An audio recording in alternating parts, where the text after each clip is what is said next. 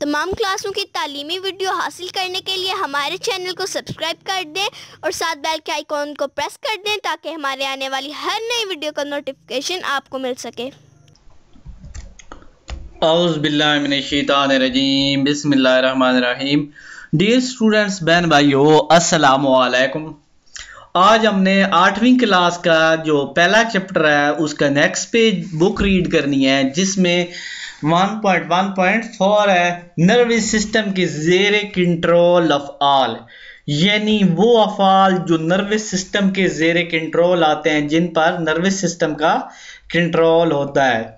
शऊरी अफ़ाल, जिस्मानी अफ़ाल जो शऊरी तौर पर यानी सोच विचार के बाद अंजाम दिए जाते हैं, शऊरी अफ़ाल कहलाते हैं। शऊरी यानी अक्ल वाले अफ़ाल, बोलना, खाना, पढ़ना, चलना, भागना, ताली बजाना वगैरह शऊरी अफ़ाल की मिसालें हैं।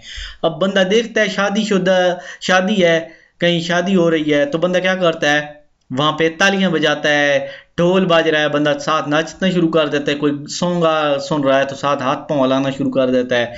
फिर कभी भागना पड़ता है, कभी चलना पड़ता है। ये सारे शऊरी अफ़ाल कहलाते हैं। गैर शऊरी अफ़ाल, जिस्मानी अफ़ाल जो गैर शऊरी तौर पर यानी बगैर सोचे समझे अंजाम दिए जाते हैं, गैर शऊरी कहलाते हैं। दिल की धड़कन, सांस लेना, आंखों का झपकना, छोटी आंत की हरकत वगैरह शऊरी गैर शऊरी अफ़ाल है। अब आप देखो कि आपका दिल धड़क रहा है, आप बेशक जितना मर्जी कंट्रोल कर लें, दिल को धड़कने से नहीं रोक सकते, क्योंकि ये गैर शऊरी अफ़ाल हैं। उसके बाद बंदे की आंख खुद ब खुद झपकती रहती है, बंदा जितना मर्जी जोर लगा ले, आंख को झपकने से नहीं रोक सकता। ये गैर शऊरी, ये नर्वस सिस्टम के ज़ेरे कंट्रोल आते हैं। Action controlled by the nervous system. ठीक हो गया, समझ आ गई? शऊरी और गैर शऊरी। उसके बाद रिफ्लेक्स एक्शन, क्या चीज आ गई? रिफ्लेक्स एक्शन, किसी मुहर्रिक या स्टिमुलस के रद्द अमल के तौर पर फौरी अंजाम दिए जाने वाला गैर शऊरी जिस्मानी फेल रिफ्लेक्स एक्शन कहलाता है। किसी गर्म शय से छुए जाने के बाद हाथ का फौरन पीछे खींच लिया जाना क्या है? रिफ्लेक्स एक्शन की एक आम मिसाल है। रिफ्लेक्स एक्शन की इस मिसाल में गर्म शय का टेम्परेचर एक स्टिमुलस है, जिससे जिल्द के सेल्स रिसेप्टर्स महसूस करते हैं। नतीजतन क्या होता है, जिल्द के अंदर एक नर्व इम्पल्स पैदा होती है, जिसे जिल्द के सेंसरी न्यूरॉन्स स्पाइनल कॉर्ड तक मुंतकिल करते हैं। स्पाइनल कॉर्ड में मौजूद इंटर न्यूरॉन प्रोसेस के बाद इसे मोटर न्यूरॉन्स की तरफ मुंतकिल करता है। मोटर न्यूरॉन इस नर्व इम्पल्स की दाद को बाजू के मसल्स इफेक्टर तक पहुंचाते हैं और फौरन सिकुड़ते हैं और हाथ पीछे की तरफ खींच लिया जाता है। आपको समझ आई यहाँ पे बात क्या हो रही है कि उंगली पे बंदे को कोई जख्म लगता है, वो जख्म फौरन शुआएं होती हैं, वो शुआएं पीछे जिस्म के अंदर से होती हुई नर्व इम्पल्स तक पहुंचती हैं। नर्व इम्पल्स फौरन उन्हें स्पाइनल कॉर्ड, दिमाग के जो है निचले हिस्से तक पहुंचाता है और उसमें लगे सिस्टम तक पहुंचाता है। दिमाग फिर सोचता है कि ये क्या मसला है, फिर दिमाग को जिस्म को बताता है कि यहाँ पे खतरा है, आपको यहाँ कुछ ना करे, आपको जिस्म को दर्द होगा।